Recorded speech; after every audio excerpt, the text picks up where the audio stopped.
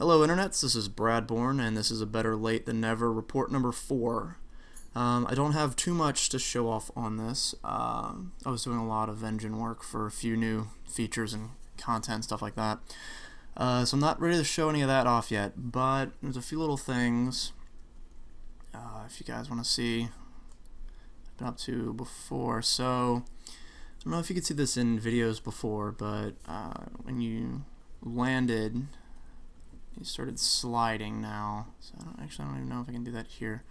Let me see if I can find a... Okay, so there's a few more movement transitions, a land to slide, for those big ramps that I showed off last video, and something a bit subtler. Let's see, can I hang on here? When you're ledge upping, there's a little run transition there. And that's really about it as far as little animations go. Haven't really been working on any more fancy pants man moves lately.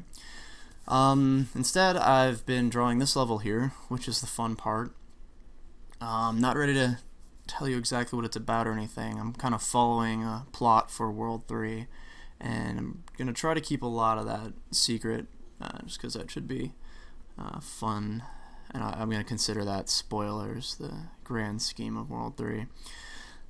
So here's a pretty rough version, and I wasn't going to show it off, but I did want to talk about something regarding the squiggles. So a few people were arguing on my site, what's the actual importance of squiggles? You can't buy anything with them. They, they'll give you a little bit of health, and you get an extra life every 100 that you collect, but they don't reset like in Mario. To me, they're actually something a bit simpler, and they're really just, I guess, more of a guide for the levels. And the thing is, when you're just kind of running through a bunch of blank platforms, it kind of breaks your flow a bit more than when you're kind of aiming for these different points. And I guess it's kind of hard to explain, but so a bit of a story. When I was really young, I was at one of family members' pool. They had a pool, and they had a diving board and all that. And yeah, there's a point to this. And so I was trying to figure out how to, actually, go head first into the water. And I guess when you're really young, that's a bit of a scary thought. And then I tried. There was like a little inner tube thing, and I was floating around in the water. And I realized if I was actually aiming for this inner tube thing, it was like actually pretty easy. And I guess that's kind of the point where wherever there's wall jumps and stuff, I put squiggles on the points on the wall. Because usually if I'm trying to tell someone how to wall jump, I'm like pointing at the wall and saying, hey, jump right here. So that's kind of what those are doing. And of course it's a lot easier to see where you've been already if the level's a bit more open. And so for like Mirror's Edge 2D, the big point with the little tattoos was that, if you already went one way, then the way that has the little symbols in it, it's the way that you haven't gone yet, so you should go that way. So like for here, it's just kind of where you're aiming. It gives you a visual context of where you're landing, where you're jumping around.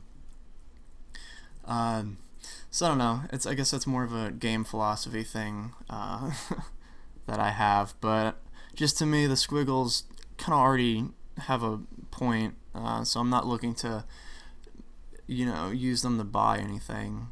I'm not trying to give them purpose, because to me they're already really useful.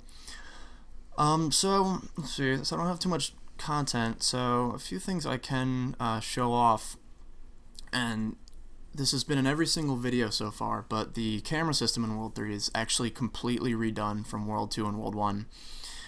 So let me see, if you're jumping, you can tell it doesn't move at all, and it took me forever to get this right, but because of this I can do the backflip completely differently and all. And what it's actually doing, it's not looking at where you're jumping, but where you're going. So if I'm going this way, you can see the camera pretty smoothly transitions from up here to down on this platform, and because of that you can see the backflip knows exactly where you're going to land too. So I'm actually looking to see where you're going and adjusting a few things according to that, so you can have a really slow backflip or a really quick one. I'm doing that with a few other moves too. So let's see. Those two moves, camera system. So that just makes the game feel a lot smoother. And because I always hated when you're jumping and the camera was, going up and down. And so hopefully that's a really subtle change, and no one's even pointed out yet. So I'm kind of proud of that. But I think it's it's more advanced. It kind of follows where you're going instead of where you are. So let's see. Alright, so that's really all the new stuff I have right now. I've been working on a lot of stuff in the background, and that's just not ready. Well, it's either not ready or I consider it to be spoilers. So I'm going to go through a few questions that I've accumulated on my site and in the forum. And first off, everyone asks, is there a release date? No, there's no release date right now.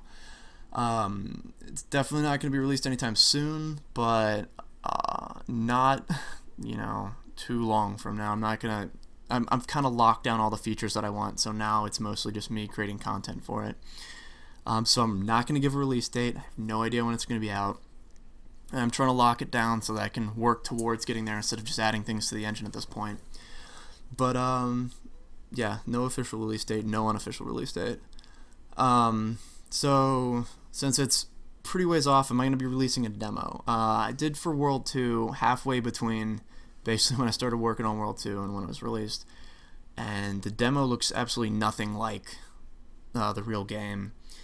But I probably, I don't know, because the beta was a lot more useful, so there will probably be some sort of release before the actual World 3, because there's so many little things that I'm not going to figure out until I let a lot of people play the game. There's a ton of bugs that we fixed during the beta for World 2. And so I get asked a lot if people can be beta testers. And the only way you're going to do that is if you check the site often, and I'll post. I'm not going to do any sort of closed beta or anything. If there's a beta, then I'm going to want to get as many people as possible playing it. So there's a subscribe page on my site. You can subscribe to the YouTube videos, and those are mostly my site's probably the main source of info. Let's see. So, are there going to be any more pencil moves? Like I said, I'm kind of trying to lock down the features, and I'm going to really have to see towards kind of when I can tell around when I want to release it, if I have time to put in more moves. I don't know.